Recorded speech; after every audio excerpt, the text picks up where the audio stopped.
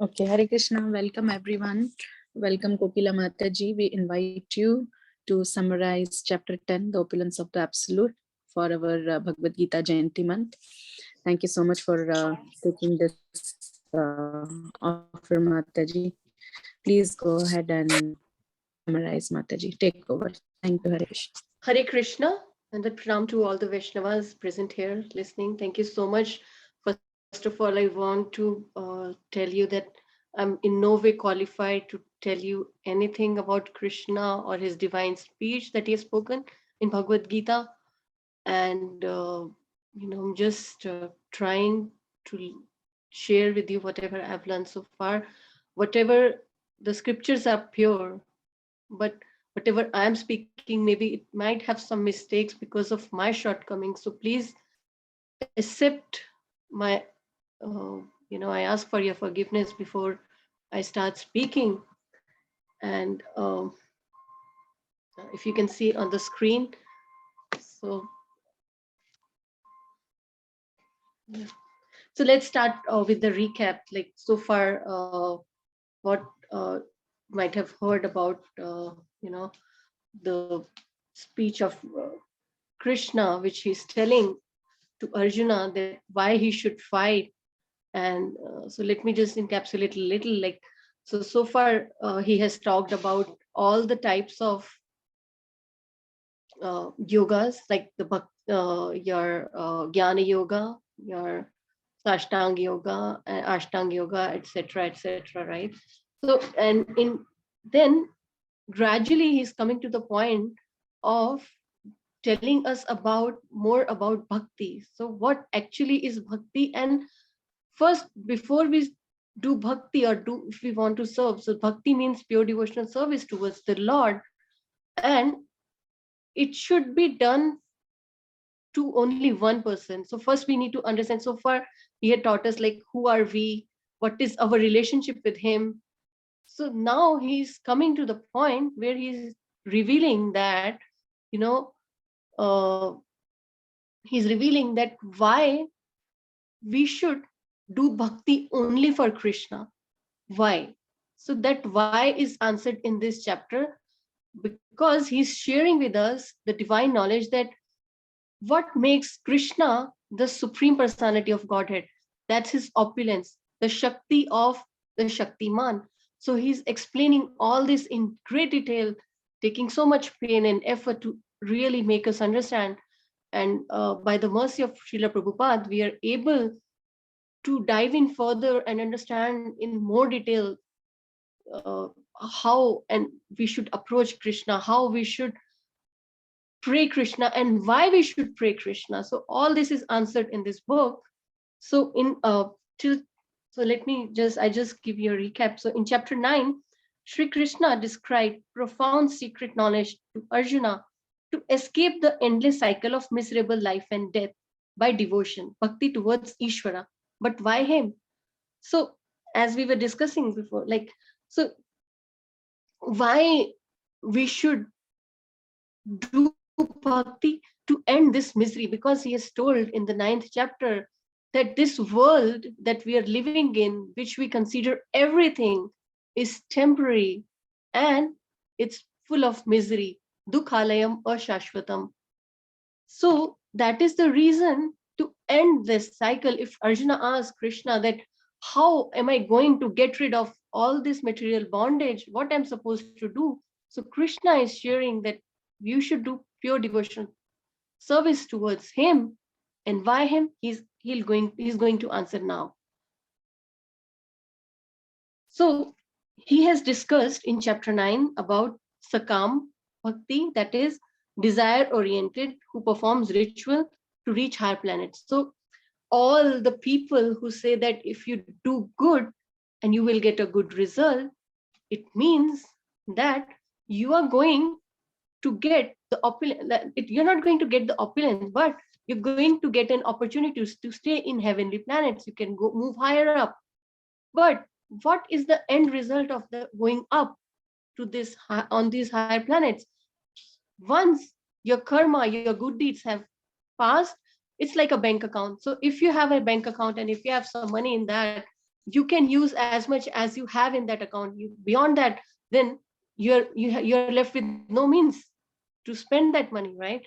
So similarly, when all your good deeds have evaporated, you have spent everything, then you have to come back again to this material world. So what is the purpose of doing good deeds in case you're sure that you will be coming back and again you will be entangled in this suffering of life and death? So it's useless. Then he comes to Nishkama Bhakti, that is desireless devotee, only wants Bhagwan. And he takes care of these devotees with food, shelter, wealth, knowledge, and even he provides a teacher or a guru. But in this Nishkam Bhakti also, there is a problem. So what is the problem? I am sure yesterday Shraddha Mata ji might have discussed with you. So the problem with Nishkam Bhakti is that the devotee is not attached to the fruits of the results like Sakam, but in Nishkam still the devotee is attached to the service.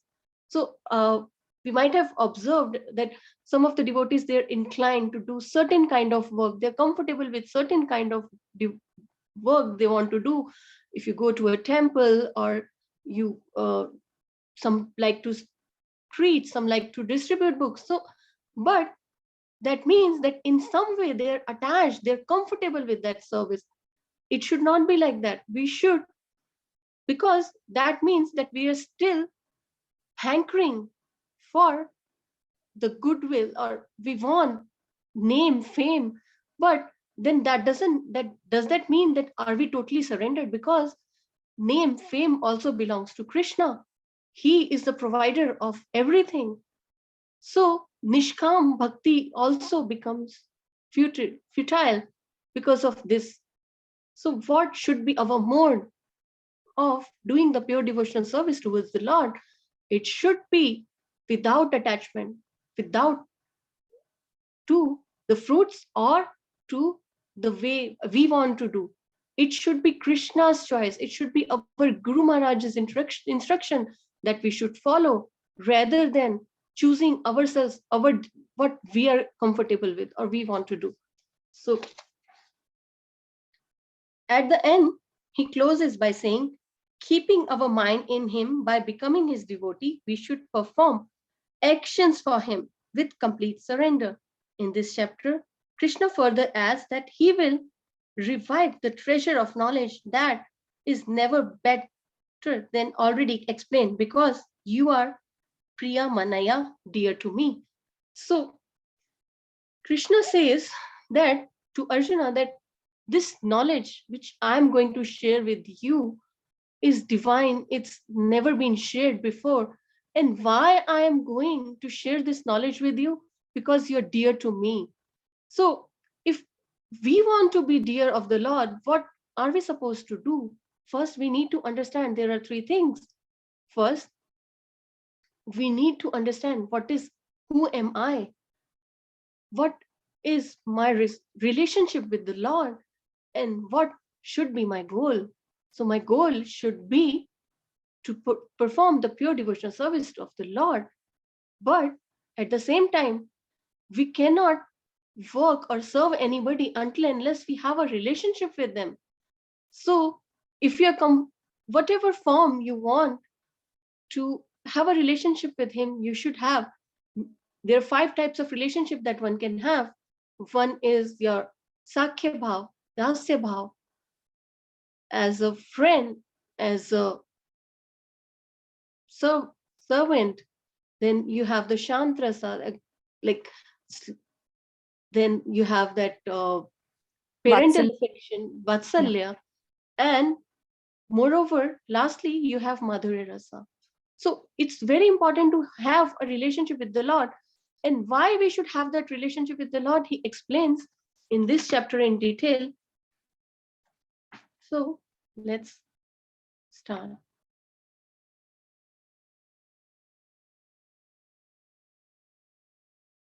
Okay.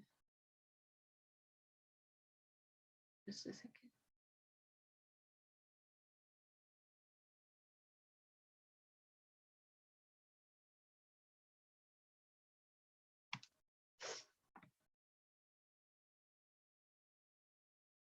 So this is what we have discussed so far in chapter 9. Then he comes to the three types of material and three types of energy. So one is the spiritual energy, that is the pure energy of the Lord, that is Yogmaya. Then there is the material energy, which helps to perform all the activities of creation. Everything is done by Krishna through this material energy. And when this material energy is combined with this material world, elements of this material world, it becomes the marginal energy, and that is the jiva, or the living entities that we are. So let's go to the introduction of the chapter 10.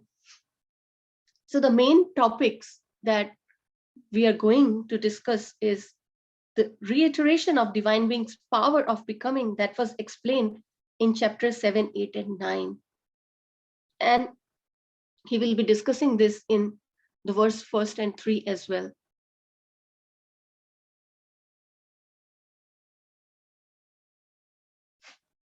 When the divine creation, like Brahma, gets confused by seeing Krishna's Leela with cowherd boys and tries to test him, then what can we speak of his endless opulences? Brahmaji in Srimad Bhagavatam, 10th canto, 14th chapter, admits that even the highest of the devotees are unable to understand you completely. Then what can be with these condemned, conditioned souls express his opulence with our limited material senses? So he's admitting that we are unable to understand the Lord. Why? It's we are not able to see him. Sometimes people say that, can you show the Lord to us? But we need to understand, we cannot see the Lord with our material eyes. We don't have those senses. Because Krishna is all spiritual, we are all material. So, and spiritual and material cannot combine together. It's like oil and water, which cannot mix at all. So that is the reason we are unable to understand Krishna. We are unable to see Krishna. But if, only and if, by his mercy, we surrender ourselves, we have a relationship with him, then he will reveal himself to us. He adds further that by mental speculation or by following austerities, people can't understand completely your opulences. Only by devotional service and your mercy, one can understand and achieve your association. Sandipani Muni blesses Krishna that whatever you speak will always remain fresh forever. So it's mentioned that this Bhagavad Gita was having like eternal, it's existing forever. And sometimes people say that, what's the relevance now? Like it was spoken 5,000 years ago.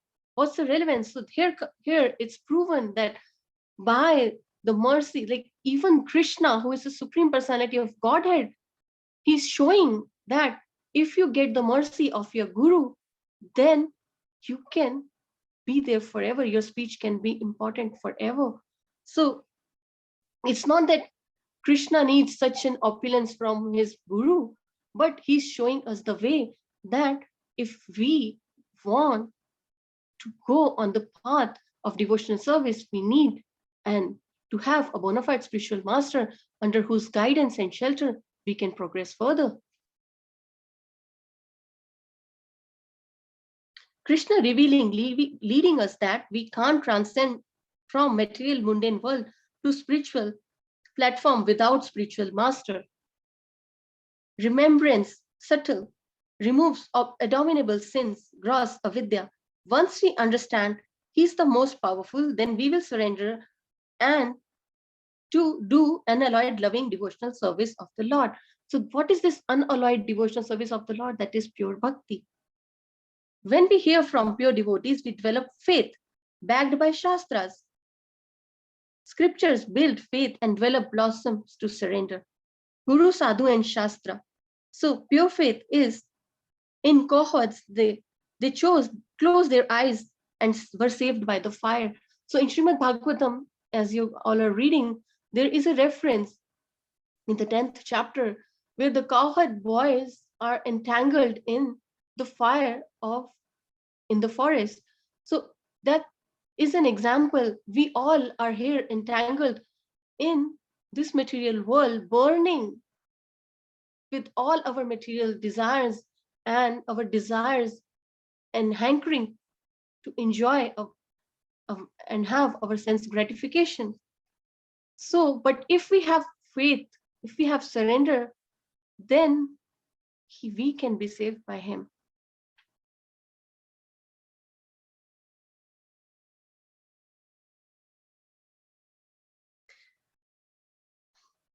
So as I discussed, like we need to have a Krishna with sambandha with relation with Krishna, then we should do abhidaya, that is bhakti. And what is the goal? The goal is to achieve Krishna prem, Krishna bhakti, that is devoid of any fruits, that is devoid of what we desire. No, we should always think that what makes Krishna happy. If we should think that whatever I'm doing, is it making Prabhupada happy, satisfied? Is it making Krishna or Prabhupada, even our guru, are they happy with what we are doing? So once we start developing that consciousness that whatever I'm doing, is it right or is it wrong? Because there's so many situations come that we are unaware, we are unable to decide that whether we are going good or are we doing something bad. So for that, we should always think before acting upon anything that will this make Krishna happy? Will this satisfy Prabhupada or his mission? Or am I doing what my guru had instructed me? Or am I doing anything that is fulfilling my desire, my hankering?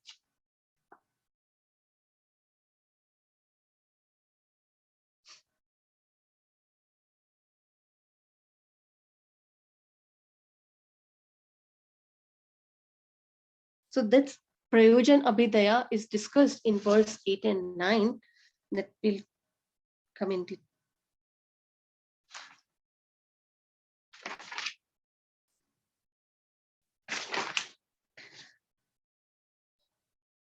So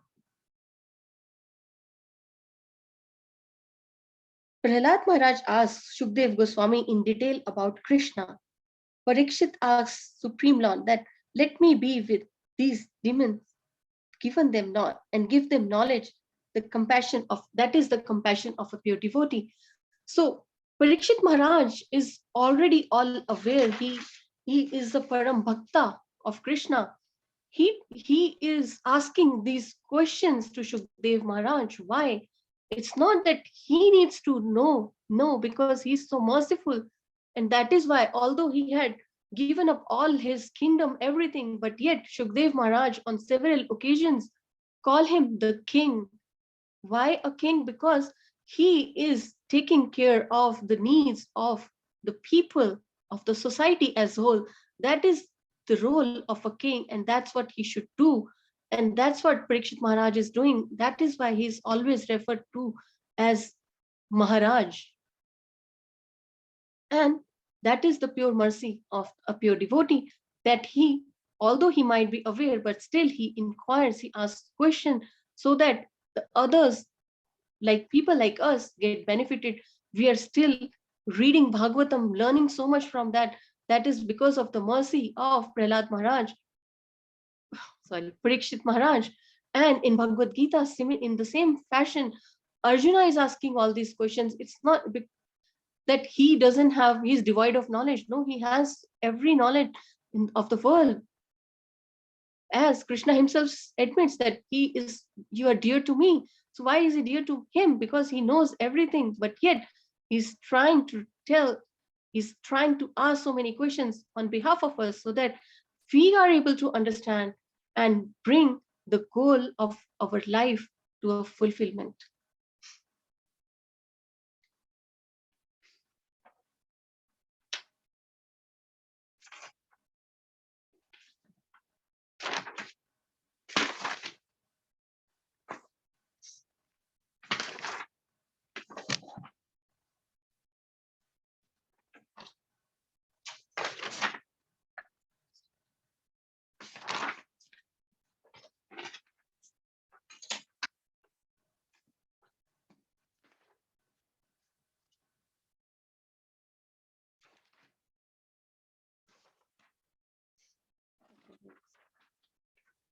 Sorry, I just messed up with my papers, notes.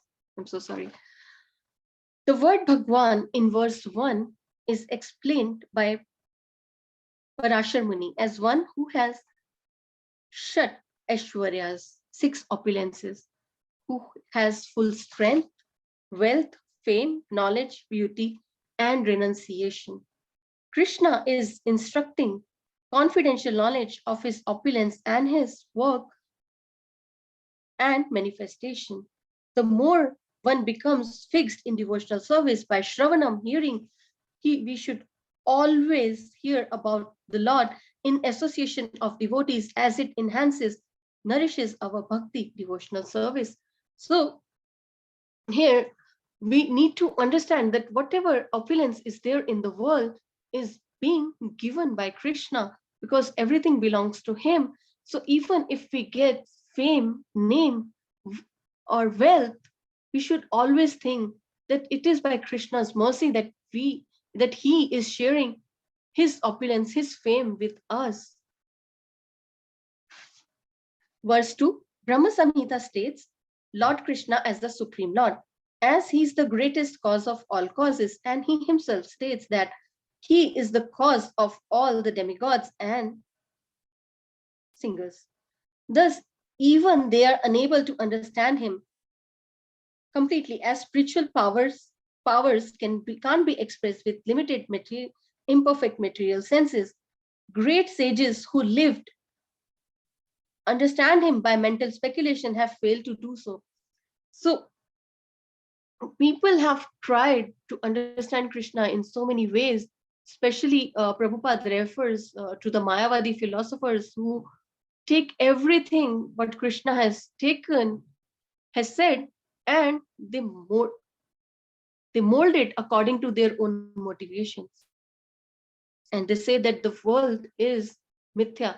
Krishna never says that the world is mithya or lie.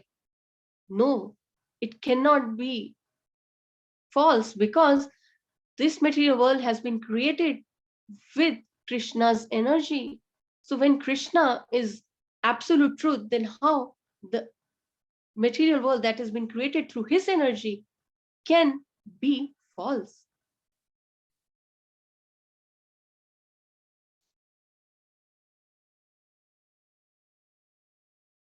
So we have reached the opposite conclusion of impersonalism. That is, of something not manifested by the 3 qualities of material nature. They can imagine, but it's impossible to understand Krishna. We can actually understand Krishna as who is eternal, full of bliss and knowledge, that is Satchit Anand, simply by studying the words in Bhagavad Gita and Srimad Bhagavatam. So, and there are quite a few who waste their time in, going at taking great pains to read all the scriptures, the 4 Vedas, the Upanishads, everything. But Prabhupada mentions here that only if we study in detail Bhagavad Gita and Srimad Bhagavatam, everything will be revealed to us. The conception of God as words in the conception of God as some impersonal Brahman is reached by persons who are in the inferior energy of the Lord, as they are not situated in transcendental position and devoid of his causeless mercy. Although Supreme Lord does uncommon activities, yet due to contamination in the material energy, speculators still think that the impersonal Brahman is the supreme. Only by faith, Shraddha and surrender, Sharanagati, through bhakti, loving devotional service, and Karuna, Krishna's endless mercy, can one understand Krishna. In verse 3, Aja, meaning unborn, but he is distinct from the living entities who are taking birth and death, described as Aja in chapter 2. Conditioned souls are changing bodies, but his body is unchangeable. Even when he comes to this material world, he comes as the same unborn, chapter 4 in Bhagavad Gita. as he, by his internal potency, is not under inferior material energy, but is always in the superior energy. He exists before the creation. Demigods were created by him. Thus, he is the supreme of all planets. The conception that there are things auspicious and inauspicious in the material world is more or less mental concoction, because there is nothing auspicious in the material world. How can it be auspicious to live in this world when the maker himself is telling that this world is full of misery and is temporary? Real auspiciousness depends on our devotion and service. The spiritual master, guru, saintly person, sadhu, and scriptures, the shastras, all direct us in the same direction without any contradiction. All actions done under such direction are free from the reaction of pious or impious activities of this material world. So that's what we've discussed so far, like the nishkam and kama bhakti and sakama bhakti and whatever people do for in sense enjoyment and to get satisfied. But if we, here it is said that we can get rid of all these sins and reactions and attachment only and only if we do the pure devotional service towards the Lord, that is bhakti. The transcendental renounced attitude of the elevated devotee in performing these activities is actually of renunciation, and that is called sannyasa. So generally people say that sannyasi is a person who had renunciated himself and he's detached from the material world, this and that. But in this material world we have seen the worst form of sannyasa also, because when we see that there are people who has taken sannyasa, who have left their families bewildered, and yet they are not able to get rid of their habits to have tea or to get intoxicated through whatever means they have at their hands. So that's not the true sense of sannyasa or renunciation, because if you want to detach yourself completely, then it should be with our sense, the idea of our sense gratification as well.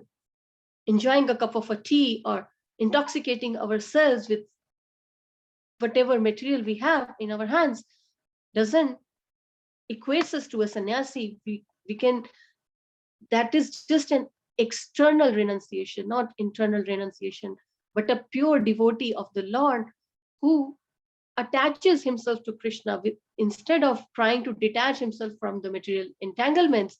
He attaches himself to Krishna, and in doing so, he becomes renounced. He gets detached gradually with this material work. He doesn't shows it externally. He still be living like a family man, but still he has no attachment or desire to fulfill his desires, but he has only desire and one goal: to make Krishna happy.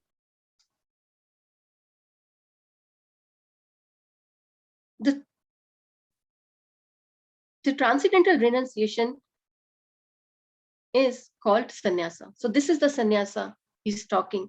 In 6th chapter of Bhagavad Gita, it's stated that the Supreme Lord, and who does not seek shelter in the fruits of his activities, anashrita karma phalam, is the true renouncer. In verse 4 and 5, in modern education, the knowledge imparted through the universities education pertains only to matter. The knowledge is ability to distinct from spirit and matter. So usually when we go for our education, everything that we are taught is related to this material world, whether we take the sciences or we go and take the history of the world. Everything is related to the material energy and material existence, how we should progress in to get more opulence, to get more affluent, wealth, everything. But is when we realize, we come to that understanding that who am I? I'm not this body. I'm not going to be this body forever. I'm going to change this body. And once we realize that, oh, we are the soul, so, but there is no education that is being imparted to understand our actual position. So that is why Prabhupada mentions here that this education that we are getting in universities is futile. It's no use. Should not say that we don't want to learn.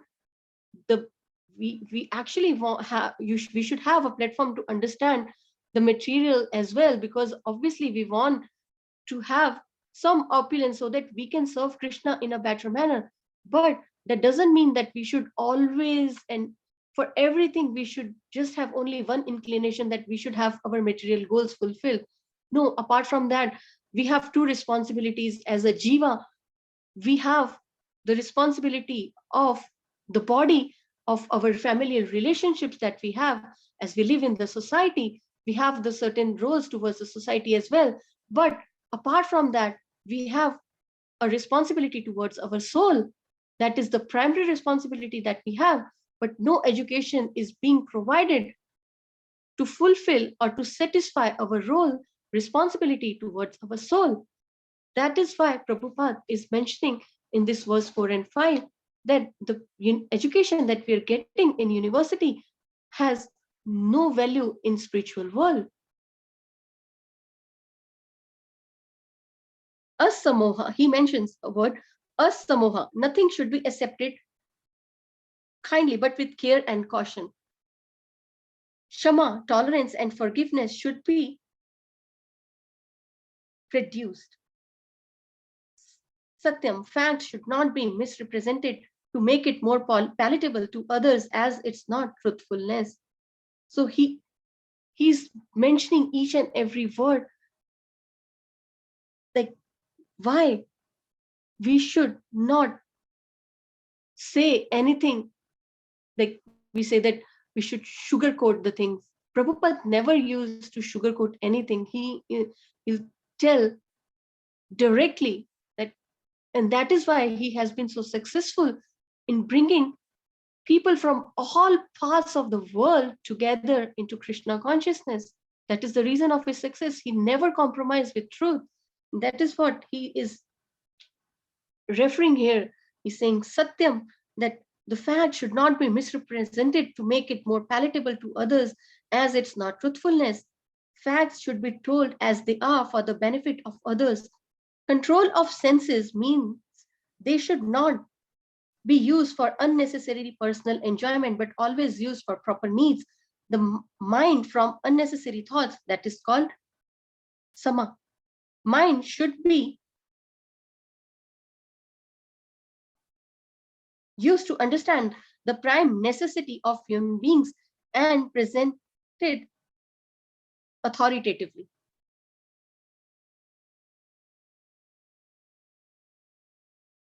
Shubham, pleasure, happiness should always be in that which is favorable for the cultivation of the spiritual knowledge of Krishna consciousness. Bhava, there is rather neither birth or death. Bhava, birth should be understood to refer to the body as the soul is concerned, and not rather by birth or death. A person in Krishna consciousness has no fear. He is abhayam, because by his activities, he is sure to go back to the spiritual sky, back to Godhead. Therefore, his future is very bright. Others, however, don't know whether the future holds, as they are unaware of what their next lives would be. So they are in constant anxiety. If we want to get free from anxiety, then the best course is to understand Krishna and always be situated in Krishna consciousness. So what is Krishna consciousness? People are doing the same activities that a materialist do. But what is the difference? The difference is that to bring Krishna to the center of everything, we question every action that we perform, that will this action make Krishna happy? Will it make, is it I'm doing for my sense gratification, or am I doing it to serve Krishna, to make him happy and satisfied? So for example, let me give you a very material example, as we are in material world, that if we try to make a pizza and we think that, oh, I want to have a pizza, my kids want to have a pizza, so let's make a pizza and let's offer it to Krishna and then we can eat it. Yeah, there is no harm in doing that. It's good. But the better understanding will be that I should make pizza because I want to serve Krishna. I think Krishna will be satisfied if I make a pizza.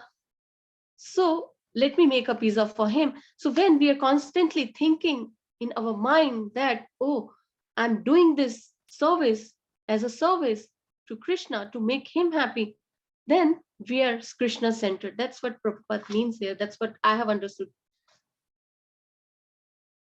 Then he talks about ahimsa. Non-violence means one should not do anything with which will put others into misery and confusion. Ahimsa means that people should be trained in such a way that the full utilization of the human body is achieved. So that is also a type of ahimsa.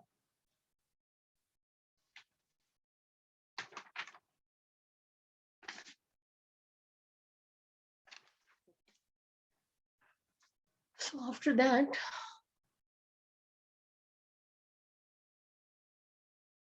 let's move on to the Chaturshloki Gita.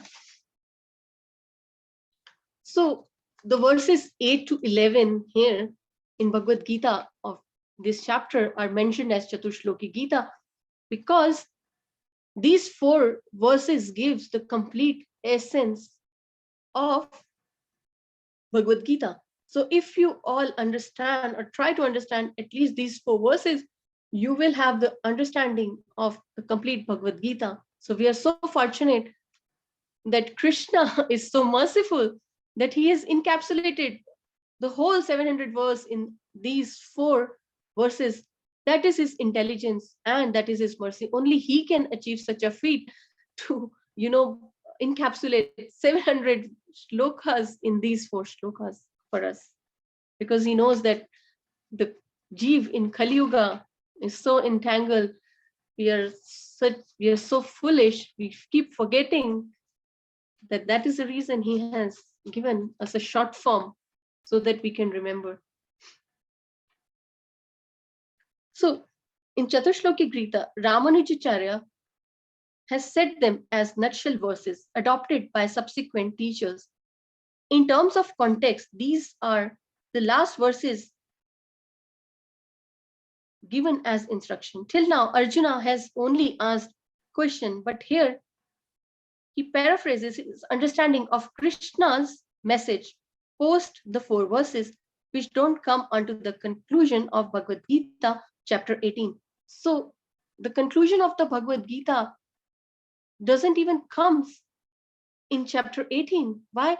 Because here this conclusion is being given by Arjuna. He declares Krishna as absolute truth, as a supreme personality of Godhead. Till now, Krishna said till verse 7 that this will make you wholeheartedly without devoted to me. Let's look at the context. So what is the context of this Chaturshloki Gita? Those who know I am the source of everything become enlightened, Buddha, and devoted to me wholeheartedly. Bhava samvaha. This is the flow. So he is like telling that I am the source of everything, and a person who performs devotional service to me is enlightened, he is buddhiman, he is intelligent, and he completely, wholeheartedly surrenders to me. Then in verse 9, he explains how they become devoted to me. And in verse 10 and 11, he tells that it's the direction of illumination or understanding. And he reveals that once a person or a devotee is surrendered completely to him, he provides, he takes care of providing the knowledge through Shastra, through Guru, and he arranges everything. So it's not that, as some of the materialist Mayavadis have accused Chaitanya Mahaprabhu, that he is that you are just a sentimentalist, you just chant the holy names, you sing this and that. But in Chaitanya Charitamrita, Chaitanya Mahaprabhu reveals that by with his humility, he explains to them that it's not the case. A devotee may, you may feel that he's a sentimentalist. He's not, because he is given the foundation of knowledge by Krishna himself. Krishna himself reveals his potency, his knowledge, everything to his devotee.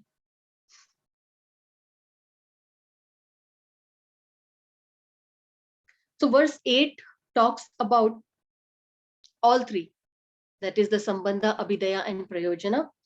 Then verse 9 talks only about Abhidaya and Prayojana, but verse 10 talks about Abhidaya, process by which connection is developed. So let's come to the verse 8. I am repeatedly, Krishna is saying, I am source of everything and everything emanates from me. So that is the relationship of the Jeev with Krishna, that he is the source of everything. So, and everything is coming from him. That means that we are part and parcel of Krishna. So that is our relationship with him.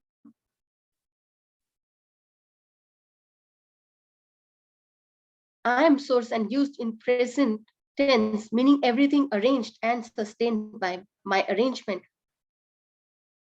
He's the overseer of everything. He's present as the Paramatma as well as judge who understand his position. They sing.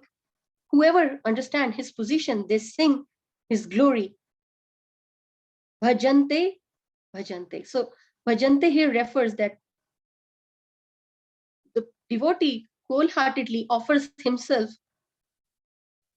and starts worshipping him using Abhidaya. Abhidaya is the process of performing the devotional service towards the Lord. By using his intelligence, that is, he's talking about the Buddhi Yoga. So people think that to know Krishna, we should have the intelligence. But if we perform the service of the Lord, then this Buddhi, this intelligence, this knowledge is revealed by Krishna himself. So they are interdependent on each other.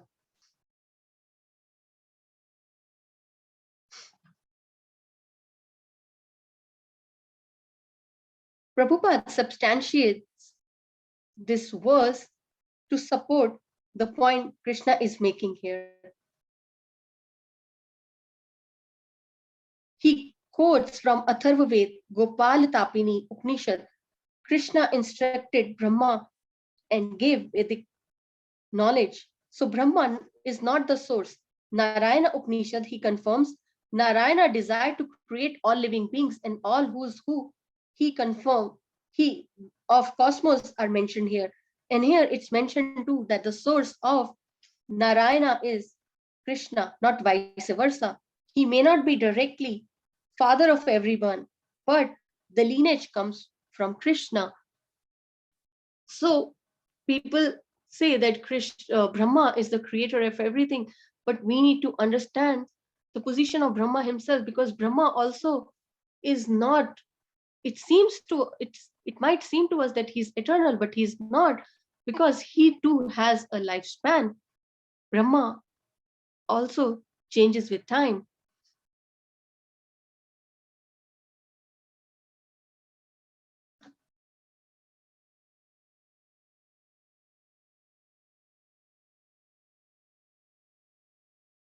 And although we might think that Brahma is a source of everything, but it's not.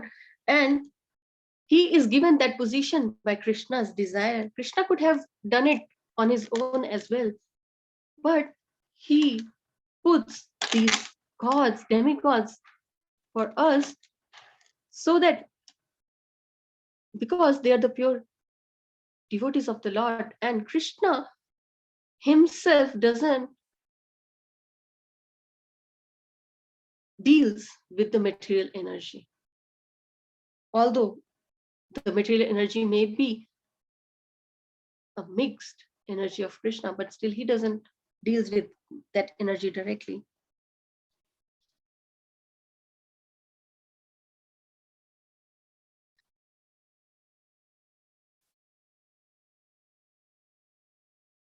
He quotes from Maha Upanishad, Vara Puran. And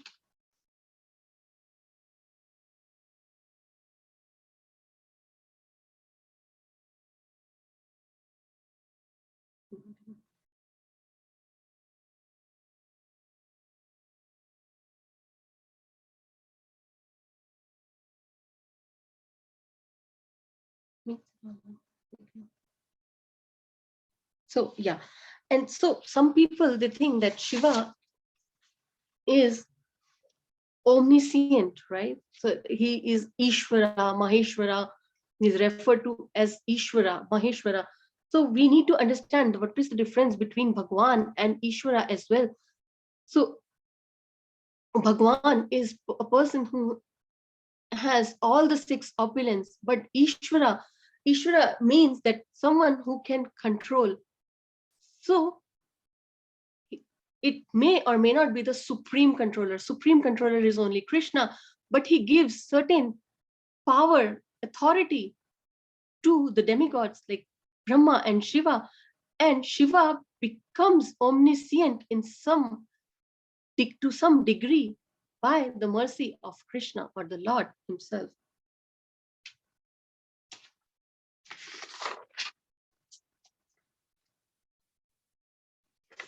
So these demigods are entrusted with some power and portfolio, and they manifest accordingly, but completely omniscient is only Krishna himself.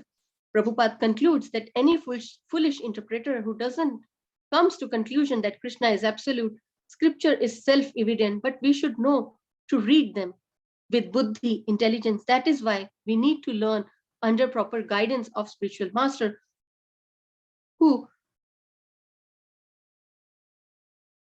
So the Shastra, the scriptures can be understood only by someone who loves Krishna, who is Krishna conscious, or who is the one who is centered with Krishna. Because until unless we love Krishna by just mental speculation, the real knowledge can never be revealed in our hearts.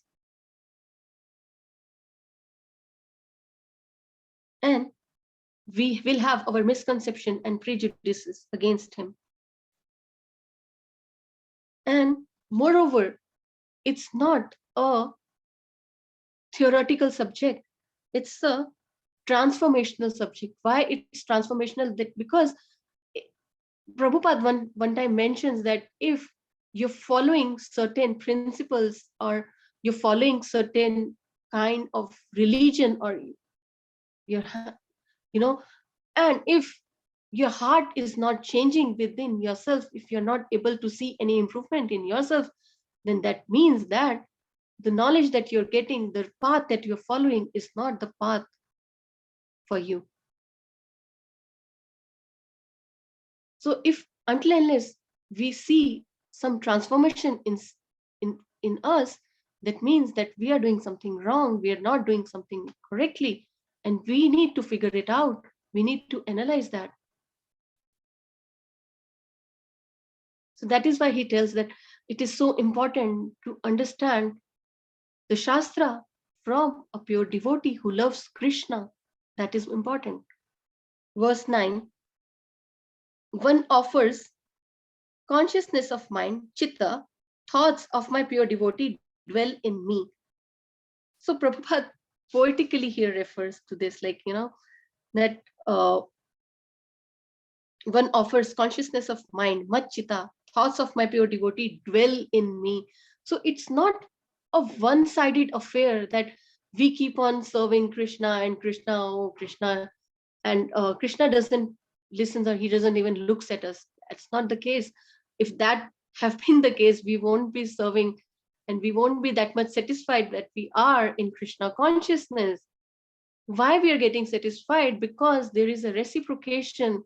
Imagine a child making every effort to please the parents, but the parents, if they don't reciprocate, then he will lose all the enthusiasm. He will be discouraged and he'll stop working to please them. But Krishna is so merciful. He reciprocates in so many ways. I'm sure all of us, you might have had some, experiences that you might be able to share with us after this class, so that we should better understand that there is a reciprocation. That is why we are doing this.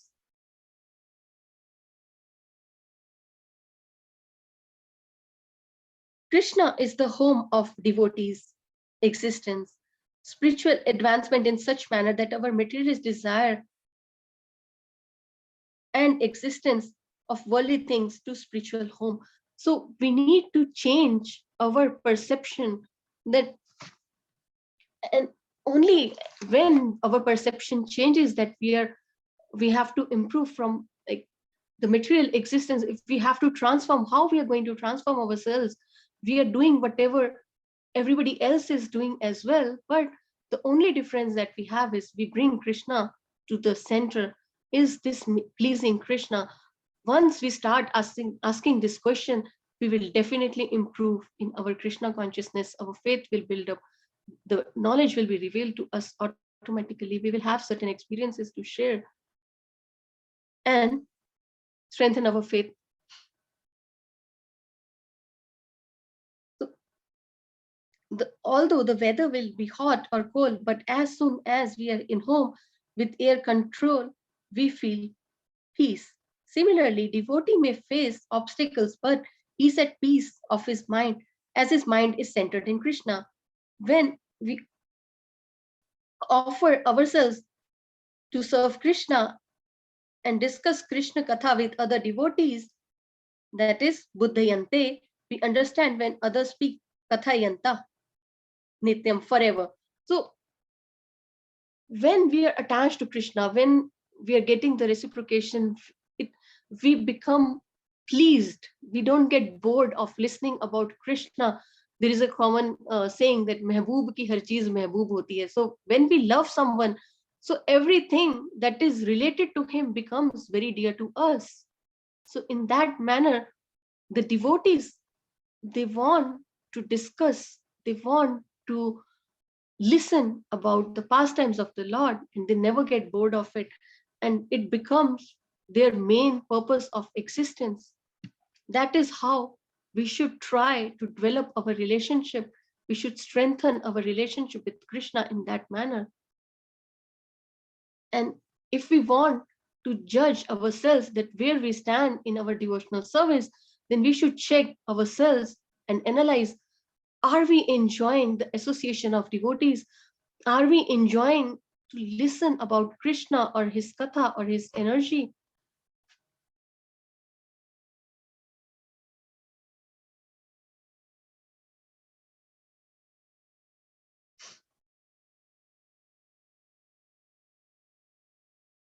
And when we are enjoying this, then we develop taste for this, and that rasa, we start enjoying the bliss and ecstasy. That is the reciprocation that Krishna is giving us, and we are receiving it without even understanding that this is all Krishna's mercy. It's his reciprocation, that he's reciprocated to us in so many ways that we don't even understand.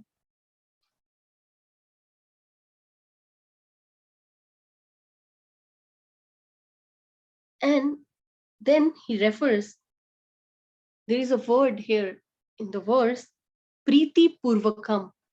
So what is Priti Purvakam? So when there are two ways of doing your job, your work. Like some people, they love some, like Matajis, like we all are. So I'll give you an example from cooking. So there are some Matajis who love to cook, who love to make elaborate arrangements, right, for Krishna. And on other hand, some, they do it as just their duty, that, oh, I have to cook because I need to feed my family, my kids, this and that. So in both the cases, both the Matajis are cooking, but what is the consciousness here? The consciousness is that I'm bound to my responsibility. It's my job to do it, and I'm doing it. So when we do it in that manner, there is no love or affection. It's devoid of love and affection. Then it's not Preeti Purvakam. It is by compulsion. So there might be a stage in our lives that, we understand that, oh, Krishna is supreme and we need to serve him. We have we have no other option just to serve him, to, you know so that is not Preeti Purvakam. That is not the stage of Preeti Purvakam, that we are doing that because we love Krishna and we want to please Krishna. So we need to change our mode of this responsibility. Oh, I have this responsibility. I need to take care of this responsibility. Just doing it physically is not what Krishna accepts. And it's not that we should offer to Krishna also, because Krishna is completely transcendental. He's the purest of pure. So how can we offer him something that is not pure? When our consciousness is not pure, we're just doing it as a part of our routine and job. It's not with love, then Krishna may or may not take it. So it's very important. We should offer with Preeti Purvakam. That is why this word is used, Preeti Purvakam, here.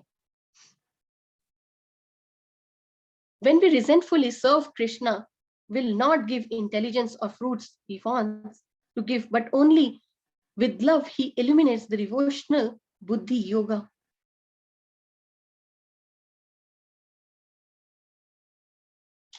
And that is the reason Prabhupada said to chant carefully, but he wrote, he so which should be used in services. Prabhupada has written in many books that you should chant, carefully. But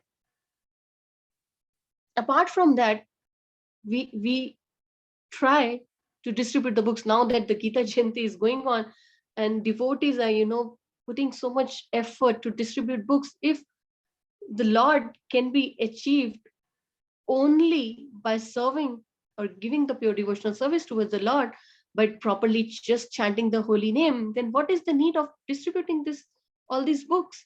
Why? Because the devotees are so merciful. They want others to understand who is the Lord, who is the Supreme Personality of Godhead, to reveal all that knowledge in their hearts, then so that they can also gradually develop the taste for performing the pure devotional service to the Lord.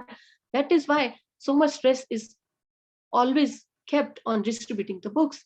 That is very important for us.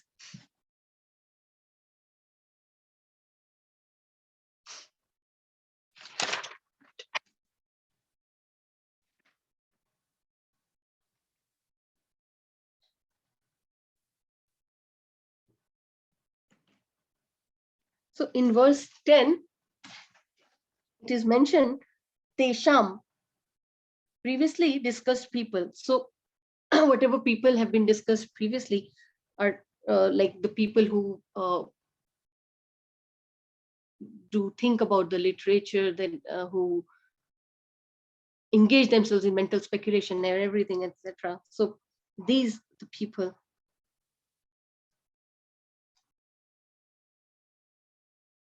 And then I discussed this, that Preeti Purvakam, we need to serve the Lord with all the love and affection.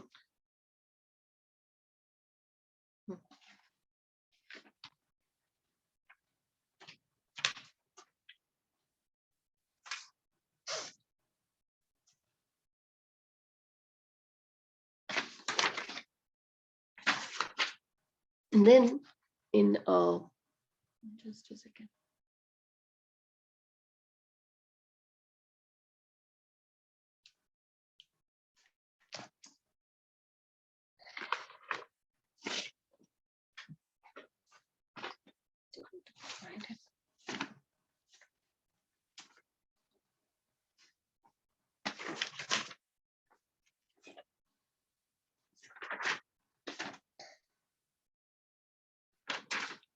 then in verse 12 to 18, he tells that mental speculation leads one away from Supreme Lord. Serious, and this is a serious sin. And who doesn't know Krishna should not try to comment on Bhagavad Gita. The supreme truth is realized in three aspects as impersonal Brahman, localized Paramatma, and supreme personality of Godhead, Bhagwan. Arjuna addresses him as Purushottam, Bhut Bhavan, father of all living entities, Bhutesh, supreme controller, and Dev Dina, origin of all demigods, Jagatpati, proprietor of everything. For Arjuna, there is no doubt, yet he's asking Krishna to explain his all-pervading nature for everyone's benefit. In verse 17 and 18,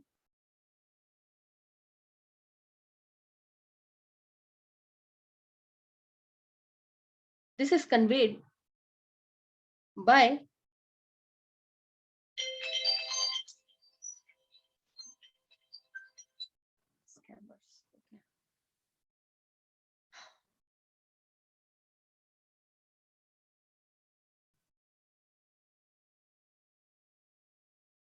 Krishna. He mentions Keshu Keshu Bhaveshu, used to, because materialists can't understand Krishna spiritually. They are advised to concentrate the mind on physical things. Try to see how Krishna is manifested by physical representations. Everything concerned with Krishna is nectar and can't be perceived by practical experience. Transcendental pastimes of the Lord are different than mundane history fiction, as none get tired of hearing about Krishna. So this is the divine vibhuti, or the divine manifestation of God, that we enjoy certain movies, right? So that's a material example again I'm giving you, that if we like a movie or so, how many times are we going to watch it? That maybe 10 times maximum, maybe more than that, 15 times. But after a certain point, we will get bored of watching that movie because we know everything about that movie. But that's not same about Krishna. Krishna, the more we hear about him, the more we get attracted, and the more we want to listen to about him. So as our taste develops, we want to hear more and more about him. So that is what is mentioned here, that nobody gets tired of hearing about Krishna. In verse 20 and 21, he mentions Gudakesha to Arjuna as conqueror of darkness or sleep. Those in darkness of ignorance, it is not possible to understand how the Supreme Lord manifests himself in various ways in the material and spiritual worlds. The three Purusha avatars are described in Srimad Bhagavatam, Canto 3, Brahma Samhita 5.47. Krishna, cause of all causes. He is droning in the cosmic ocean as Mahavishnu. Thus, he is the beginning of this universe, the maintainer of the universal manifestation, end of all energy. He reiterates that he is Vishnu among Adityas, sun in lights, Marichi in Maruts, moon among stars. The theory that there are many suns within the universe is not accepted by the Vedic injunction. Sun is one. By reflection of the sun, the moon illuminates, and also do the stars. Bhagavad Gita indicates moon is one of the stars. In verse 22 and 24, it mentions in Vedas, he is Sama, in demigods, Indra, the king of heaven, and the senses, I am the mind. In living beings, I am the living force, that is the consciousness. So now Krishna is revealing his divine potency and giving us signs to compare and to understand who Krishna actually is. he is divine. It's impossible for us to understand through our material senses, but still he's trying to give us references, points, so that we can understand him in a better manner. And he's saying that I'm the living force, I'm the consciousness. So sometimes when we are about to act on something that we should be acting on, so sometimes most of the time it happens with us that there's some voice, that inner voice in our heart, that says that no, we shouldn't be doing it, this is not right, but still we act upon it, as we all are ignorant and entangled in this material world. But that consciousness is Krishna himself. So Paramatma himself is guiding us that what we should be doing and what we shouldn't be doing. But we have a tendency that we keep on forgetting and ignoring the voice of Krishna himself. And that is why we are here. In Rudras, he's Shiva. Of Yakshas and Rakshasas, he's Kuvera. In Vasus, he's Agni. And in mountain, he's Meru. Of priests, Brihaspati. Of generals, Kartike. And in water bodies, he's ocean. So he's telling that the most, the highest of everything is Krishna himself. So that is why he's giving us the roadmap. He's giving us the signs that, I'm this, I'm that. It's not that he's just telling how great I am, or so that we all can be in awe with him. No, he's trying, he's revealing everything, not because he's filled with pride. No, he is filled with mercy for us. He feels miserable that all his children are here entangled in this material world. So that is why he's telling all of these things. He's telling about his Shakti. He is the Shaktiman. He is the proprietor of all the energy of this world. And that is why he's revealing and giving us hints that this is how we should look. And this is why we should understand that he is the supreme and he is the only one who should be worshipped by pure devotional service of the Lord. In verse 25 and 26, he says, of the great sages Ambrigu, in vibrations, he is transcendental Om. Of sacrifices, he is Japa.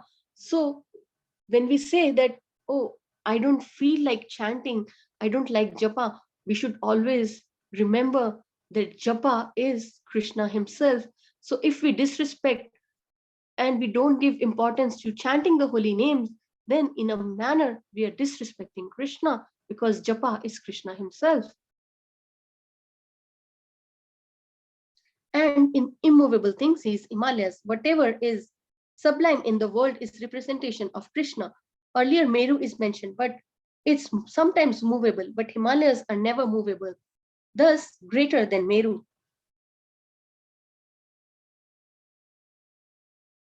Of all trees, I'm Banyan. In sages among demigods, I'm Narad. Chitrat among devotee, among Gandharvas, among the perfected kings, sage Kapila. Narad is the greatest devotee in the universe. Chitrarat is the best singer. Kapil Muni, also, they all represent Krishna. In verse 27, he says that I am Uchishrava, the horse, and produced during the churning of ocean of nectar, and in elephants I am Eravat. So you all might be aware of in Srimad Bhagavatam, there is a reference of the churning of the ocean. So there, Uchishrava and Eravat, they came out, and so came the nectar and the goddess of fortune, Lakshmi Ji, that we call.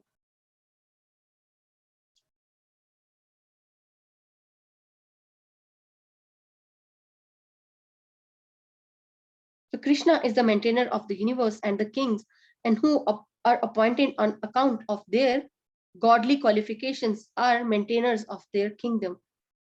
So kings like Yudhishthir, Parikshit, and Lord Ram are all highly righteous kings who always thought of citizens' welfare and represented God. But because of moral corruption and decay of principles of religion, So, because of the decay of principles of religion, monarchy was finally abolished.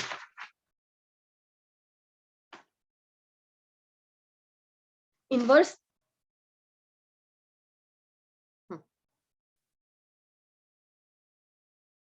So let me just give you a short detail. Like in verse 27, he says that I am Uchishrava. So why him? Because he's the best. In Vishnu Puran, Narayan, Ramayana, and Vayu Purana and Mahabharata all mention that this Uchishrava rose from the churning of the milk ocean and was seized and made Indra's vehicle.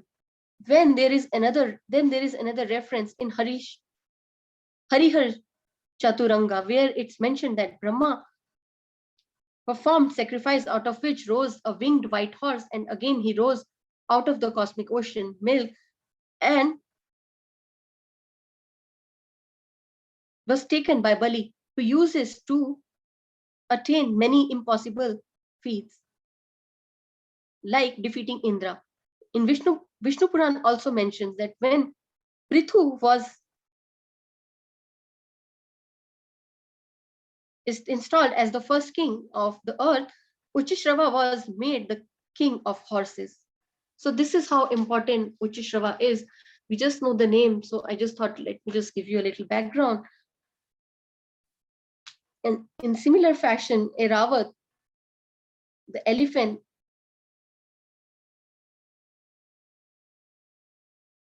he is also referred as Eravan in Thai, because we all, I think some of us might be aware that Thailand, that we call today is Thailand, has a connection with India. So there is no doubt that that is the reason they also mentioned Eravan, or Eravat is mentioned in Thai as well. He is the third son of Kashyap, and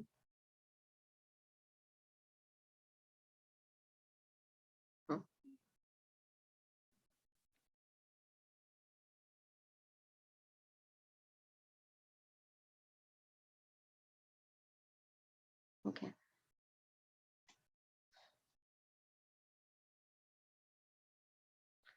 So he is the third son of Kashyap and Kadru. Mahabharata listed him as born when Brahma's son sacred hymns over the. Okay, no, this is what, okay. No. No.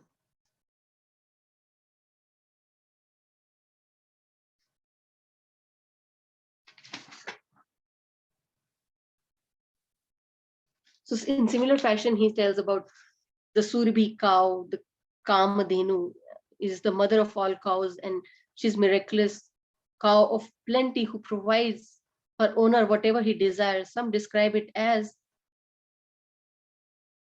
coming out of the churning of the ocean. Others describe her as the daughter of Daksh and as a wife of sage Kashyapa. It was with Vishishta Muni from whom King Vishwamitra tried to steal or take it by force unsuccessfully. It is said that she dwells in Goloka and Patal as a Ashmat Buddha. Nandini is her daughter. All the gods are believed to reside in her body. Her four legs represent Vedas in mostly depicted. She is accompanied by Dattatreya.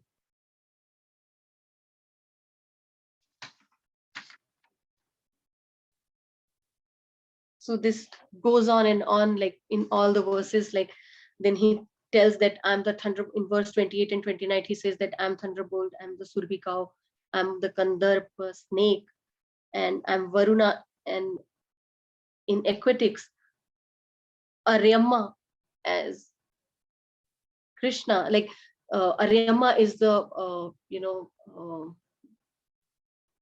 god or deity of ancestors. So whoever wants to satisfy their ancestors, they usually pray to Lord Aryama. That's what I believe. So, and among demons, he's Prahlad. Although he was born in the family of the Daityas, he was a great devotee from his childhood. Due to his devotional service, he represents Krishna.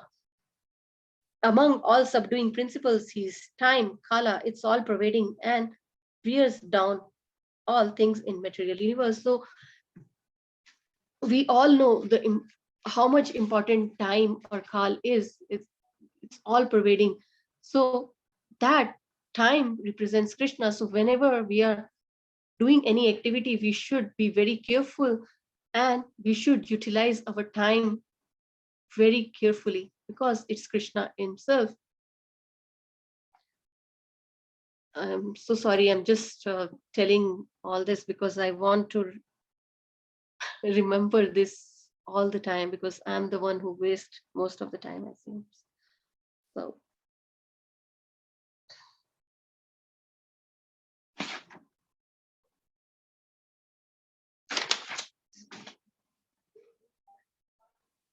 so in verse 36 and 37, he says, I'm the cheater among cheaters. So he is saying that people who think that they can fool around and they can cheat others, but they should understand that nobody can cheat Krishna. And if people think that, especially when they're giving their sometimes people manipulate the scriptures and they try to fool others, so they're not fooling others but they're fooling themselves, because it's Krishna who can cheat, who has the propensity to cheat, and he is the best among them. So whoever is thinking that they can try to cheat others are actually cheating themselves. So we should be very careful.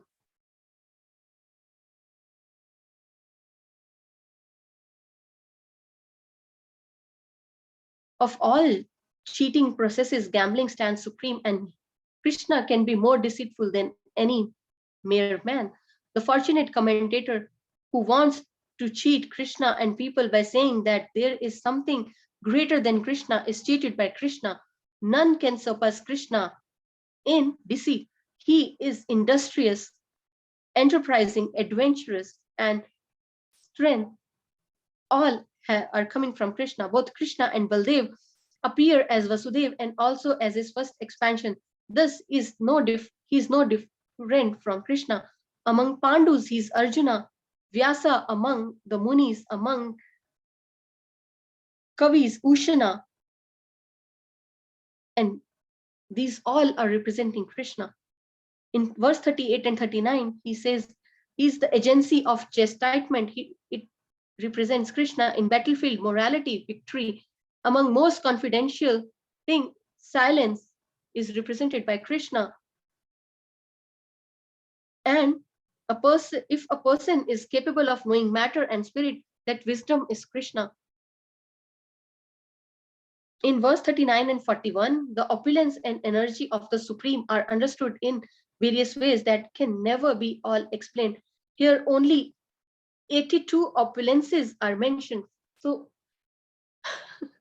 out of the innumerous opulences of Krishna, only 82 are mentioned in these verses 19 to 42. But how can the Shakti of Sarv Shaktiman be deciphered? All glorious, extraordinary, and beautiful existence should be understood only a tiny particle of Krishna's opulence in both spiritual and material world.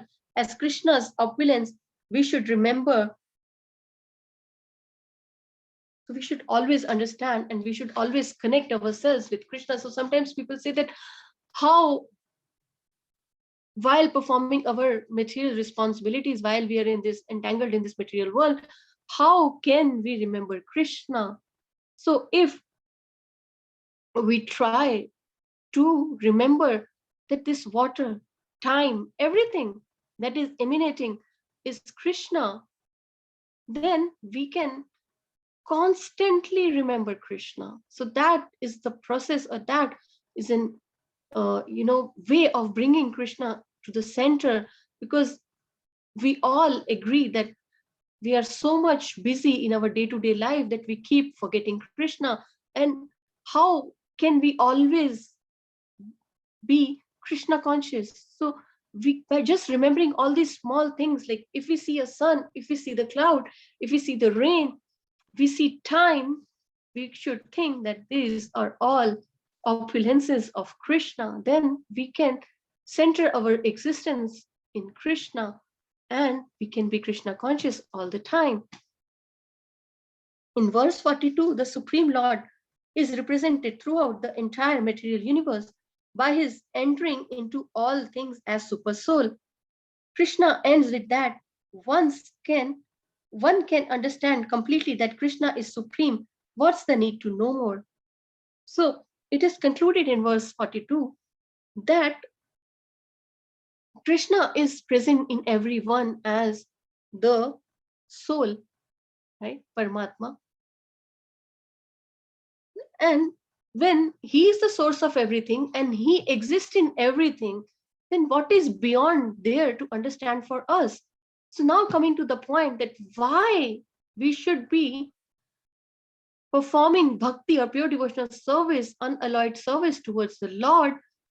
Why? Because now we have understood, or we have come to the conclusion that he is the supreme, he is present in everything and everything is emanating from him. So he is the center of everything. So we should bring him to the center of our existence.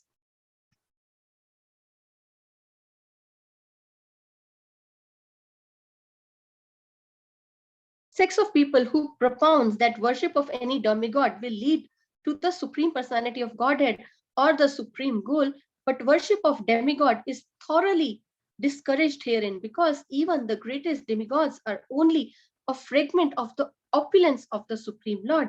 Padma Purana mentions that one who considers the Supreme Lord Krishna in same category as demigods become atheist at once, but the one who thoroughly surrenders the different descriptions of the opulences and expansions of Krishna's energy, then one can understand without any doubt its position. Lord Krishna, and fix his mind in worship of Krishna without deviation. The Lord is all pervading, and the expansion of his partial representation, all pervading by the expression of his partial representation, the super soul who enters into everything, that is the pure devotees concentrate their minds in Krishna consciousness in full loving devotional service and are always situated in the transcendental position. Srila Baladeva Vidyabhushan, a great acharya, concludes, Yat Shakti Ishyat Suryadite Bhavante Ate Nigraha Tejasaha Yat Amit Sana Dhritam Vishwam Sa Krishno Dasamir Richyate. From Lord Krishna's potent energy, even the powerful sun gets his power, and by Krishna's partial expression, the whole world is maintained. Therefore, Lord Krishna is worshipable. Thank you so much. I think I took so long, but talking about opulence of Krishna is very difficult, and I feel that I have not done complete justice to him and his power, and I'm really very sorry. I apologize to all of you for taking so long and talking here and there, but I just wanted to reiterate the point that Krishna is supreme, and that is the reason we should approach Krishna, we should pray to Krishna, and we should avoid, it's not that we should be disrespectful towards the demigods, but our goal, our purpose should be to serve Krishna, as he is the supreme personality of Godhead. Thank you so much. Hare Krishna. I thank you all, and please forgive me for all the mistakes that I have committed. And I'm so sorry. Whatever mistakes I've done are mine, but whatever I took from the books of Prabhupada and everything else is pure. So please forgive me, everyone. Thank you so much for your patience. Hare Krishna. Hare Krishna, Mataji.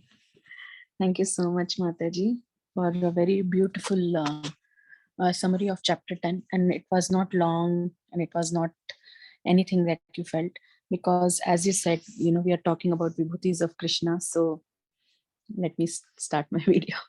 So it definitely, has to be, this long. And I had actually made notes about what I liked, I will say. I liked, how you made a very bold statement about the problem with Nishkam Bhakti. It is very subtle. It is very subtle, but it dominates us all the time. So it was a very good reminder as to how we have to be careful to avoid, that attachment also to seva. Like, sometimes we are attached to some seva and we need to avoid that. That was a very good point. Another point was how, you were elaborating on how there is no gati without guru. Guru bina gati nahi. I like that point. Very, very, very essential for us all to understand. Even after, taking guru, sometimes, we are not committed and not following, especially, I mean, of course we all follow, but just as a reminder, as a caution. And another point was how nicely you gave example of material world and how it can be spiritualized. So that was very nice, Mataji. This is how, the practice will make us, go on the right path each day, baby step, spiritualizing material activities. And another point was about parent and child sambandha bhi there, right? About how reciprocation comes from Krishna. And like you said that you would like to take everybody's realization about reciprocation in the end of it. So I'll give mine, that all the, little service. Sometimes I feel that, honestly, in my case, that I do everything half-heartedly and with no interest sometimes, most of the times. And then, try to cheat, have so many things in my heart and show something else. But still, Krishna is giving me, like so much reciprocation and love in form of you all Matajis and all the association. And I was thinking, imagine if I did it at least even 10% honestly, how much more, bliss I will get. But still, Krishna gives 100% bliss, even if we do with, all the cheating and everything. No, So Mataji, that it's was your my humility realization. that you're saying that. I know that how much pain and effort you take for each one of us. And I really, really am really grateful to you, because you are the person who, took time and make us understand Bhagavad Gita. I was always very like, I wanted to learn about Bhagavad Gita, but I could never. But you made it very interesting in the way that you explained it to us. That is the reason I could understand Bhagavad Gita. And I don't know how successful I am, but whatever I could speak was just because I could understand whatever you have made us understand so far. So I'm really, really grateful for you, No, your for humility. bringing all this knowledge to us, That's Mataji. your humility. So the reciprocation by Krishna was, by sending Kokila Mataji to Charlotte.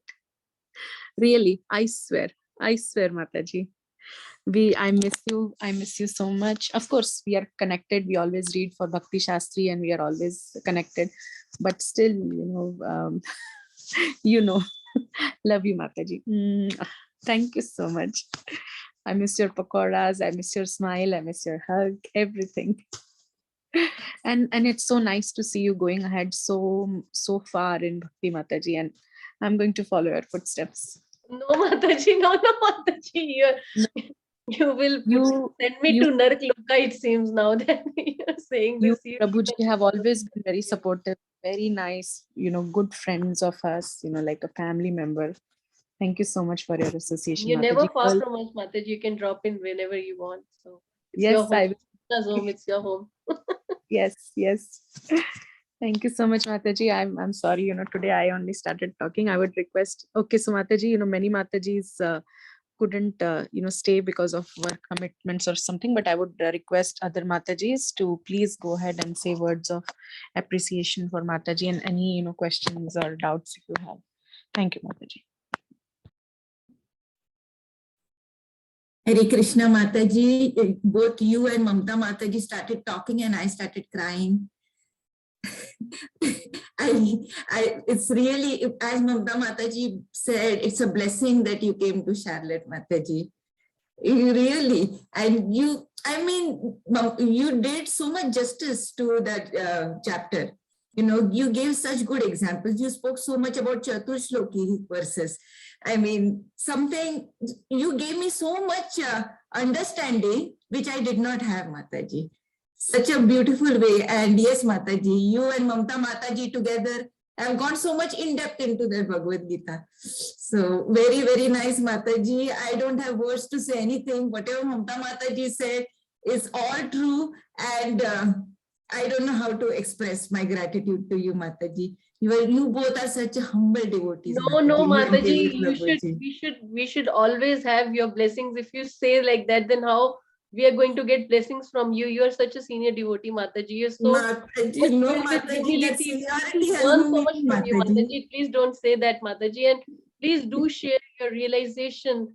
Now that you have been so long, you've been, dwelling into Krishna consciousness, that how you felt, what you felt about the reciprocation with the Lord, so that we can have a better understanding, Mataji. We need your guidance and we need your blessings, Mataji. Thank you so much. Mataji, you are the guiding force. Mamta Mataji is the guiding force for me, Mataji. I am actually, by age-wise, I'm senior, but in understanding of Bhagavad Gita, I am junior, Mataji. I am literally junior. So you are the guiding force. My realizations come from, your realization inspires me. So that becomes my realization, Mataji. So truly, you have done a really good job. And I'm very blessed to have you all in my association. So I'm very, very happy that I got to listen to all of the Bhagavad Gita sessions. And I'm very, very happy to hear your recital of the Bhagavad Gita, Mataji. Very, very happy. Thank you so much. The realization is that I have to learn more and more from you. And that is what Krishna is telling me. You have to learn more and more from you and Mamta Mataji. That is my realization, Mataji. Thank you so much. Hare Krishna. Sureshwari Mataji, we have to learn humility, but you already have humility. Mataji, Mataji, you all are doing so many things and still you all are thinking that no, we are not doing it. That is humility, Mataji, that is humility. And Sri Krishna is looking, and may he shower his unlimited blessings on all of you and all of us, so that we all remain united in understanding and realizing more and more about the Krishna Bhava. Hare Krishna. Hari Bol. Thank you so much, Mataji. You brought so much emotion into my heartless heart. Thank you so much, Mataji. I always feel humbled by seeing your humility, Mataji. I'm learning so much from you, Mataji. So I'm really grateful for your blessings, Mataji. And we pray the same, that we all remain united and we all, follow and strengthen our Krishna consciousness by supporting each other. Thank you so much, Mataji. Mataji, may Lord Krishna keep us under his shelter and, and keep us free from all the threefold miseries so that we can be clear on a path towards the prema bhav of Lord Krishna and Shri Radha.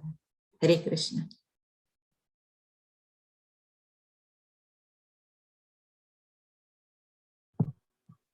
Hare Krishna Kokala Mataji. This is Soumya Mataji. So Mataji, I am no one to actually give the feedback to you. See, we are like, you are the teacher, the counselor. I am like a student, like you're showing the path, showing the way. So when I was listening to you, I will tell you the truth, Mataji. I didn't get much because what I really feel in some of the point you were telling me what is my feeling, like you are here where you have to reach and how you have to reach and how much you have to put your effort there. So I was like, I will tell you, Mataji, when you were telling, I will tell you the truth. This is Bhagavad Gita class. I can't tell lie, Mataji. See, 3 times I get up between your call, I pick up the tea pan, and that time you said, people, those who are drinking the teas. I was like, why? Oh my God. Then I get up, I take my cooker, Mataji, I was doing little bit. I am not telling the truth. This is the truth. I am pick up my cooker to put vegetables, and then you saying same point again. Oh, you are cooking for Krishna, so put it in your mind. No, today आज बच्चों के लिए ये बनाते नहीं, today Krishna के लिए ये बनाते हैं. तीसरा पॉइंट माता जी, आई वॉज लाइक कि अरे यार मेरे को समझ में नहीं आ रहा है क्या करूं, मैं ऐसे पकड़ के बैठी थी. तो फिर आपने बोला, आपने यू टेल दैट पॉइंट कि कृष्णा के जो भक्त हैं उनको बोल रहे हो, उनको सुनो, उनको अंडरस्टैंड करो. मतलब श्रवणम जो माता जी बोलती हैं, तो मतलब by listening only you are keep getting it again and again and again. So you are like a teacher, Mataji, and today I was literally feeling somebody behind me with a stick. मैं सही बता रही हूँ आपको माता जी. आपको हिंदी समझ आती है माता जी? तो मेरे साथ तो यही हुआ. अभी मैंने 3 चीजें देखो आपको बता दी, ये हो रहा था मेरे साथ. तो मैं तो पता नहीं, मैं डर गई हूँ थोड़ा सा. नहीं नहीं नहीं नहीं, इट्स नॉट. देखो ऐसा है कि भक्ति इज ऐसा कोई प्रोसेस नहीं है कि मतलब बहुत लोगों को लगता है कि हम संन्यास मतलब कि ओ भक्ति करें, अभी तो ये संन्यास ले लेंगे, अभी कहाँ तुम्हारी उम्र हुई है, अभी तो तुम जवान हो, अभी you have so much to achieve, so much to do. But bhakti is not a subject that we can completely detach. As I talked about the sannyasis who leave everything, and then just they go to the, take sannyasa and they leave their families behind. But they're drinking tea, they're getting intoxicated. So that is not bhakti, Mataji. Bhakti is an addition process. So आप ऐसा नहीं है कि आप उससे completely पूरी तरह से आप जो हम अभी भी हम हैं तो इस संसार में ही है ना, मटेरियल जगत में ही है. तो हम इसमें हमारे जो बंधन है वो तो हमारे हैं ही बॉन्डेजेस, राइट, जो हमने कर्मा किया है और उसके अकॉर्डिंग हमें जो फ्रूट्स मिलने हैं वो तो हमें मिल के ही रहेंगे, चाहे अच्छे हो चाहे बुरे हो, राइट. तो इट्स नॉट कि हमें पूरा अपनी सेंसेस को बंद कर देना, हो मैं कुछ देखो अब, no TV for me, no listening to music for me, or I'll always only be concentrating on Krishna. No, gradually it develops, Mataji. It's step by step process. तो आपको मैं एग्जांपल दूं कि जैसे अगर मान लो कि एक आपके पास मिट्टी का एक बर्तन है जिसमें मिट्टी है और पानी भरा हुआ है.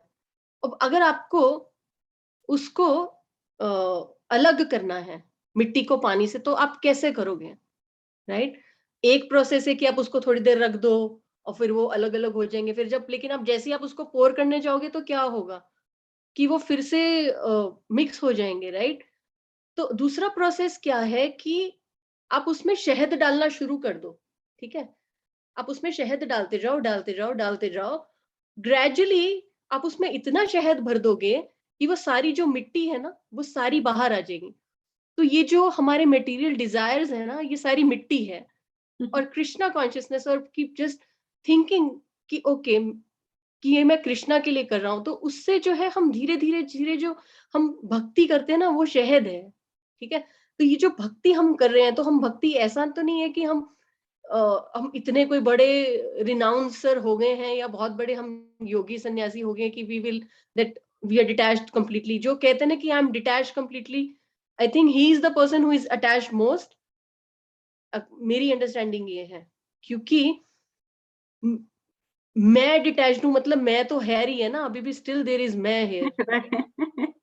How can you be detached in that manner, माता जी. सो अब इसमें डरने का कुछ नहीं है माता जी. Gradually like we are fortunate that we are under the shelter of Prabhupada and we have so many counsellors and we are learning each day, माता जी. So it's a gradual process. आज मैं बोलूँ कि नहीं आज से ही मैंने तो बस भाई खत्म, 64 माला जब तक नहीं होगी मैं कुछ नहीं करने वाली लाइफ में. It's not going to happen, माता जी. We start chanting from just one japa each day, and then gradually we come to 16, Mataji. So bhakti is like that, Mataji. And the more and more like आप उसमें जितना जितना आप आगे अपना effort डालते जाओगे, gradually when Krishna starts reciprocating, आपको इतना उसमें मजा आने लगेगा that gradually आपको कुछ एफर्ट ही नहीं डालना पड़ेगा. I'm telling you honestly, Mataji. I'm sure after a few months you will have the same realization that I had.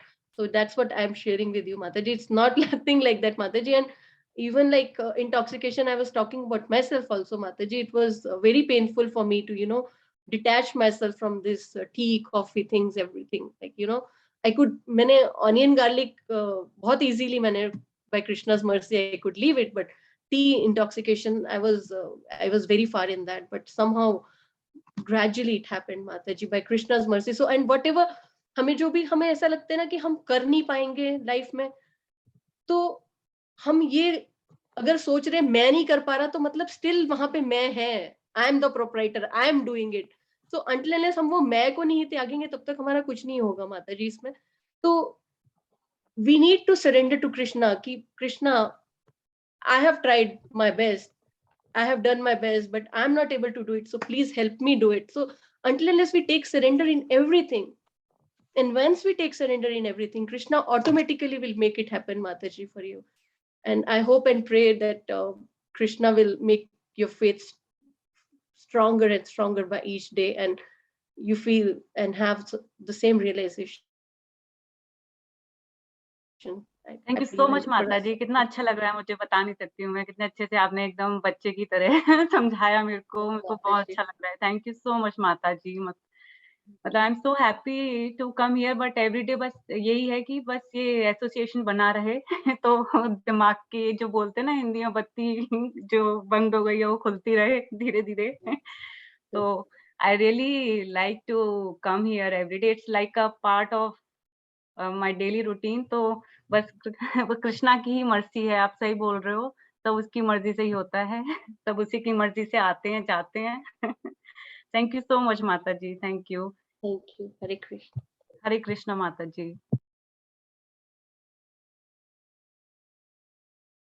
हरे कृष्णा कोकिला माता जी. दंडवत प्रणाम माता जी. Mataji, all glories to Krishna. All glories to Srila Prabhupada माता जी. माता जी, very beautiful summation of विभूति योगा. और आप कह रहे हो कि टाइम ले रहे हो ऑपुलेंस के लिए. कहाँ माता जी, टाइम तो चलते ही रहे ऐसे लगे. माता जी, सबमिशन के बारे में मैं ज्यादा कुछ नहीं कहना चाहूंगी. It was just extraordinary, so many things we learn from that. But आपने जो पॉइंट किया है रियलाइजेशन का, तो वो माता जी, it's a very very good thing that you asked, and it just कुछ टाइम तक आप क्या बोल रहे थे, I couldn't understand because I went into that realisation mode, and I am still in tears, Mataji, because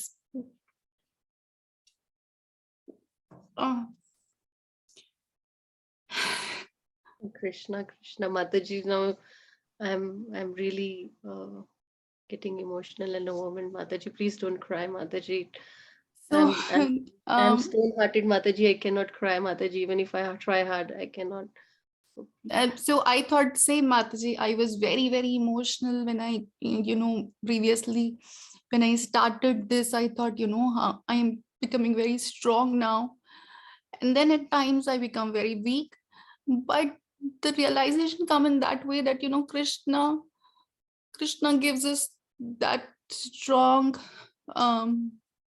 एक power दे देता है कृष्णा कि you be strong, everything is going to be okay. So I think I think that is my realization, Mataji. Every walk of life, ups and downs, we always have intentional, unintentional offenses we all make. But Krishna never leaves, Mataji. That is what I have realized. He's always there with us.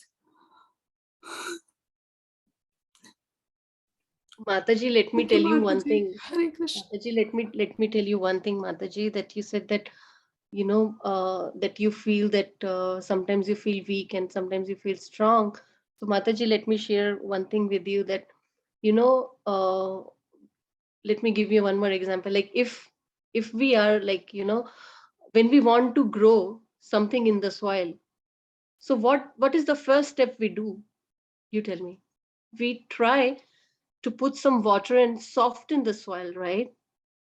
Am I right? Right? So Krishna cannot, our Bhakti Lata Beej that we have, cannot develop in a hard-hearted soul, Mataji. In a hard heart, Krishna cannot live there. and bhakti cannot survive there. So what you see as your weakness, that you're weak-hearted, it's nothing like that, Mataji. You're soft-hearted because Krishna resides in your heart, Mataji. So take it as Krishna's mercy and blessing that he's residing in your heart. That's why you are so soft-hearted and tender-hearted, Mataji. I'm like hard-hearted, Mataji. I'm so sorry, but I don't think Krishna resides in my heart.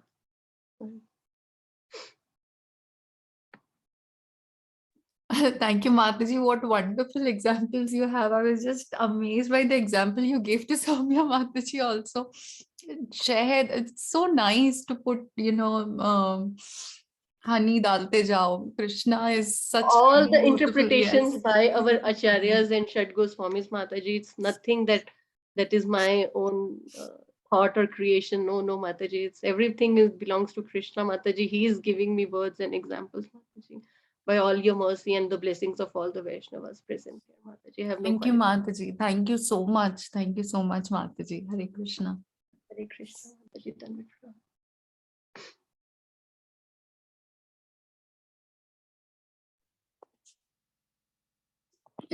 Thank you, Mataji. Pooja Mataji, आपको कुछ बोलना है, Mataji?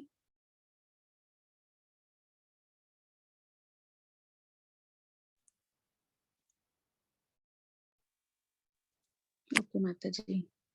Mataji, thank you so much once again for beautiful opportunity to hear from you, Mataji. We are thankful, Mataji, for giving all of us this opportunity. I'm so sorry I couldn't attend the live sessions because I have other commitments, Mataji, but I'm listening in on YouTube and I'm giving my realizations on the group, Mataji, whenever I can. So Yes, I'm very Mataji. grateful, Mataji. Thank you so much Yeah. for this opportunity and bringing us all together. Thank you so much. Yes, Mataji, I remember last year also you did this chapter, right? Remember?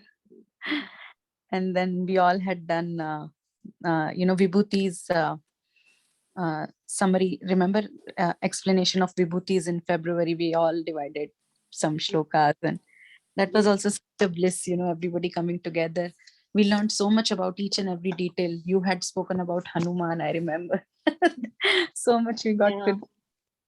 Today So- I was more into verse the Chatushloki Gita. So yes, because if I have gone into the details of the verse for verse explanation that I had, then it would have been more longer than the usual that we have. So that's why I just that's so nice. Mataji. So sorry. Yeah. Hare I like- Krishna Mataji. Sorry, Yeah. Mataji. Go ahead, Mataji. हरे कृष्ण माताजी, कोकिला माताजी। माताजी क्या बोलूं, मतलब जितना भी कुछ कह नहीं सकती उसके लिए वर्ड्स। माताजी बहुत ही अच्छा। और आप तो बोल रही थी तो बिल्कुल ये लग रहा था कि मतलब आप बिल्कुल कृष्णा ही आप में आ गए। बहुत ही अच्छा माताजी। मतलब आपसे, ममता माताजी, श्रद्धा माताजी से मैंने कितना सीखा है और कितना भी सीखना बाकी है। बहुत ही अच्छा माताजी, मतलब वर्ड्स नहीं माताजी, इतना अच्छा आप बोल रही थी कि बता नहीं सकती माताजी। थैंक यू सो मच माताजी। हम लोगों को Thank you, Mataji. Thank you for listening, Mataji. मुझे मालूम है कि आप बहुत आगे हो हम लोगों से डिवोशन और सर्विस में, माताजी, भक्ति में। The way you make prasadam, the way you celebrate all the Krishna's festivals, everything, offering Chappan Bhoga and so much elaborate arrangements you make, Mataji. I stand nowhere, Mataji. I just speak, Mataji. So really. आप लोगों का साथ जितना भी रहे, जितना भी सीख पाऊं उतना ही माताजी कम है। और ये कृष्णा की कृपा है जो आप लोगों से मिलवाया। और नहीं तो कहाँ, इतना बड़ा यूएस है, कौन कहाँ किसको जानता है माताजी। लेकिन बिल्कुल सही बात। लेकिन बस माताजी हम लोग टच में रहे, बस माताजी कहीं पे भी रहे लेकिन टच में रहे, ये बहुत जरूरी है एक दूसरे से। माताजी थैंक यू माताजी, थैंक यू सो मच। हरे कृष्ण माताजी। Thank you, Mataji, for your sweet words for Kokila Mataji. So Kokila Mataji, I like that point, when you said that मैं नहीं कर सकता is also one of the egos only. and the person who says I'm detached is the most attached. So you know that practical story of Chaitanya Mahaprabhu aa gayi dimag mein. So that's so nice, Mataji. Again, thank you so much, Mataji. पानी P लीजिए माताजी. आपको 2 घंटे से हमने पकड़ के रखा है जी. तो नहीं, मैंने पकड़ के रखा था आप लोगों को, सबको. आप क्या, सबकी रसोई लेट हो जाएगी, आई एम श्योर. कृष्णा पेट को भर गया, पेट होगा भर गया पानी. भर के लिए. आज तो एक्सटेसी से पेट भर गया. Thank you so much. हमारा ना, लेकिन कृष्णा को तो भोगा अर्पण करना है ना हमें. So true. यस माताजी, एनर्जी आ गई ना, फटाफट हो जाएगा अब, देखना. तो we can all give our thanks to Kokila माताजी. माताजी, थैंक यू फॉर कमिंग. वंशा कल्पतरुभ्यश्च कृपा सिन्धुभ्यैव च पतितानां पावनेभ्यो वैष्णवेभ्यो नमो नमः. अनंत कोटि वैष्णव वृंद की जय. श्रीमद् भगवद गीता की जय. श्रील प्रभुपाद की जय. कोकिला माता जी की जय. अरे हरे नहीं कृष्ण. माता जी, ममता माता जी की जय. अनंत कोटि वैष्णव वृंद की जय. I humbly surrender and pray at the lotus feet of all of you Vaishnavas. Thank you so much. Hare Krishna and Namaste Mataji. Thank you, Kokila Mataji. Hare Krishna. Thank you, Mataji. Hare Krishna, Mataji. Hare Krishna Mataji. Hare Krishna. We'll end the call, Mataji. Yeah, we'll end the call. Thank you, Mataji. Hare Krishna, Mataji. Hare Krishna.